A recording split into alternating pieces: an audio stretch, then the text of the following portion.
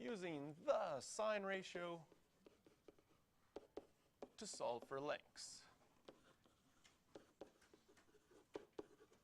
Okay, remember our definition, sine is the opposite over the hypotenuse. So that's the important thing for you to remember, is that the definition of sine is the opposite over hypotenuse. Yesterday we learned, or Friday we learned, the definition of tan was the opposite over the adjacent. So now I'm going to give you a triangle, and our first example is if we have to solve for the opposite side. So we got a right angle triangle. We know the angle here is, looks 25 degrees. The opposite side is what we want to solve for, and now we know the hypotenuse. Let's say the hypotenuse is 12. This is what a question would look like. In a question, when they're asking you to solve for x, they will always give you some information. So we're supposing we know the angle, we know the hypotenuse, and we've been asked to solve for the opposite side. So just like I said before, highlight the angle that you know, then based on that angle, label everything else. So I know that the 12 here is my hypotenuse. Based on this angle, my x is my opposite side. On the other side I don't know is my adjacent. I'm going to highlight those in the same color so I remember that those labels go with the 25 degrees. If I'm talking about 25 degrees, then the x is my opposite, right? Because the other angle in this triangle is 65 degrees, but for this 65, the x isn't the opposite side for the 65. The x is only the opposite for the 25 degrees. Yes? All three of these have to add up to 180 degrees. So I know that this is 90 plus 25 is 115 plus 65 would be 180. But you don't need to. If we're solving this question, we need to solve for x. We do our labels, and we say to ourselves, I want to find the opposite side. I know the hypotenuse, so I can use my sine ratio. I can say, by my definition, sine of 25 is equal to the opposite side, which is x, divided by the hypotenuse, which is 12.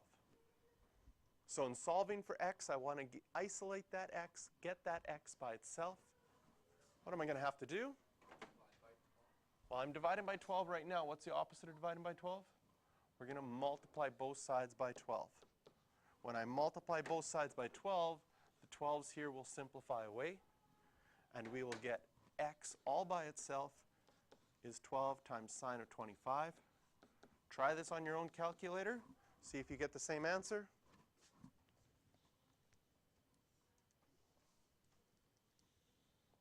.07.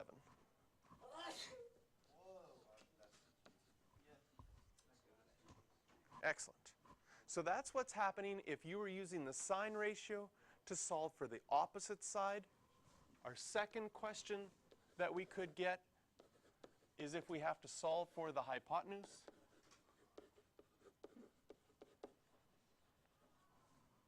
So if we were solving for the hypotenuse, again, you would have a triangle.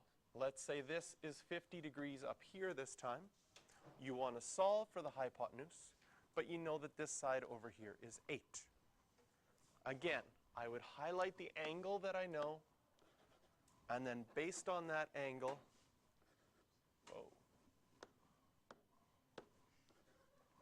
based on that angle, this, of course, is my hypotenuse. This will be my opposite side. This will be my adjacent side. Again, I'll highlight those so I remember that they went with that 50 degrees.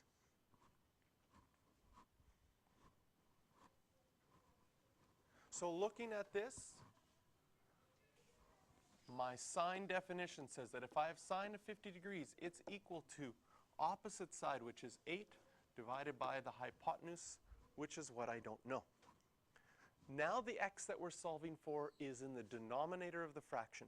So if we want to isolate that x, we need to move it out of that denominator. So our first step here will be to multiply both sides just like we did in tangent when solving for the adjacent side, multiply both sides by x.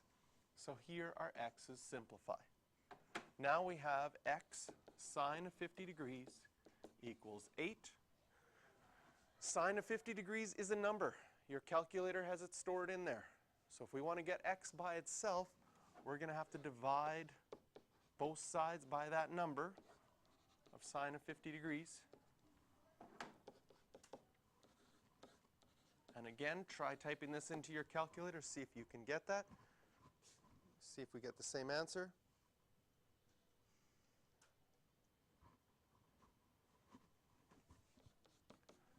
And we get 10.44.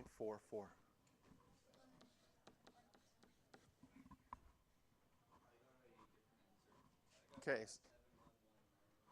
Now, one of the things you should do as a check to find out if your answer is reasonable, you know that the opposite side is 8, and you know your hypotenuse is always longest.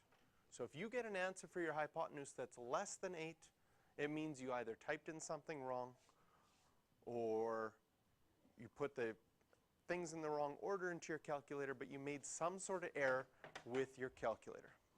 So these are the two types of questions, solving for the hypotenuse and solving for the opposite side, that you can get with sine.